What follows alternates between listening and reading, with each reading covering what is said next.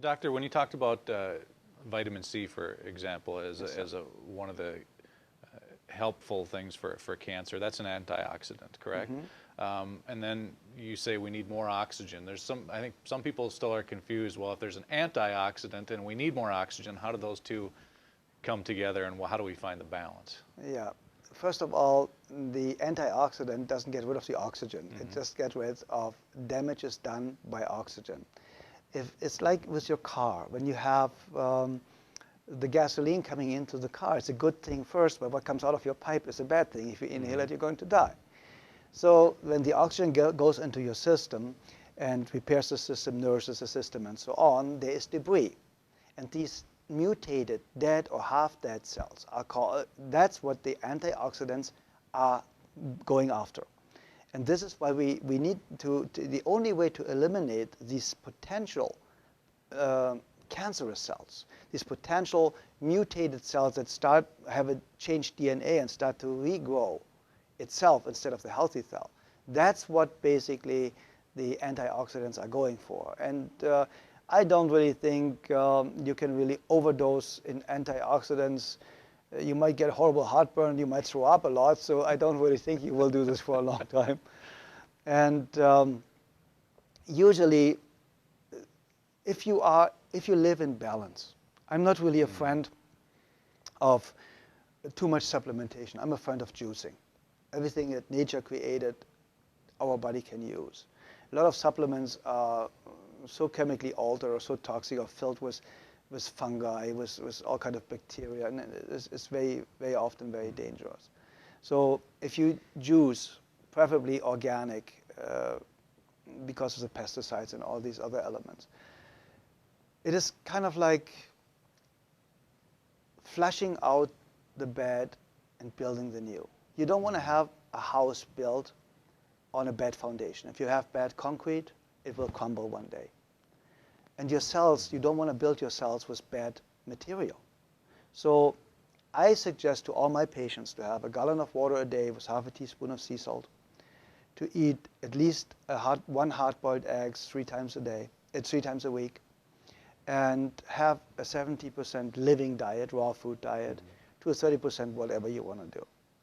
And then we are in this world of urge, that's our instinct. When we have an urge for something, it's usually when the pregnant woman has this urge for a pickle with chocolate cream on it and whatever, it's because the fetus just needs certain building blocks right now.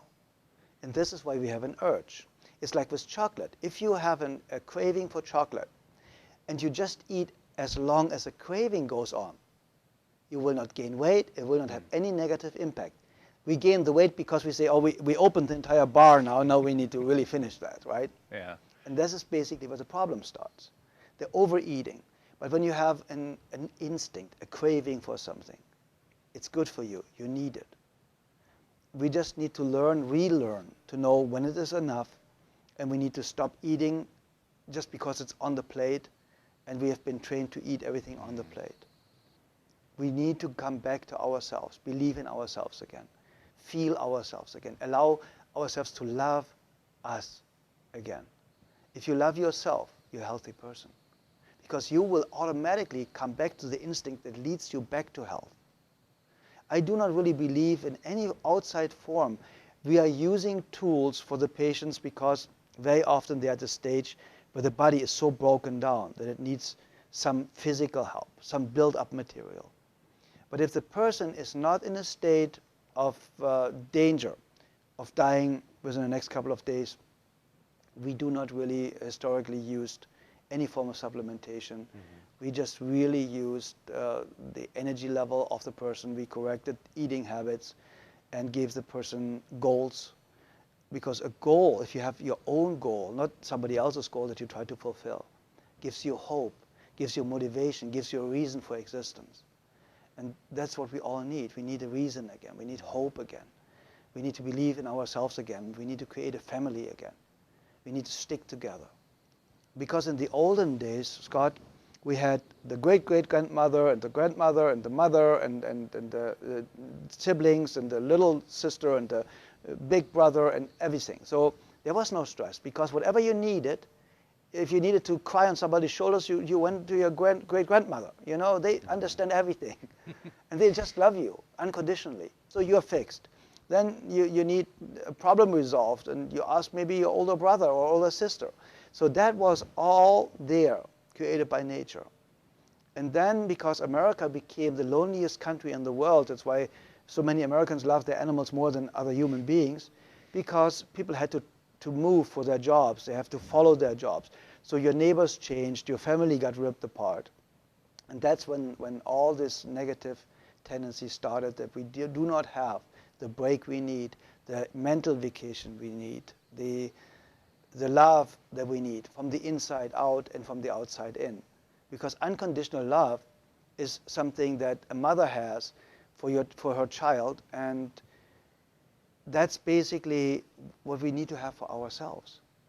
If you don't love yourself, if you don't take yourself as important as you need to be, as the most important person in your life, how can you help your children? How can you help your spouse or your parents later if they need you? Because you cannot help somebody that sinks into quicksand by pulling the person out, by jumping after the person. You cannot jump after the person and then just think, I can pull you out. No, you have to have stable ground underneath your feet first, and then you can help the other person out of quicksand. So here is a main mistake. You are trained, we are all trained, to take care of others first, and that is absolutely wrong. It's what do they tell you at the airplanes in case of lack of oxygen or pressure? Mm-hmm. Take the oxygen mask on yourself first. Mm-hmm.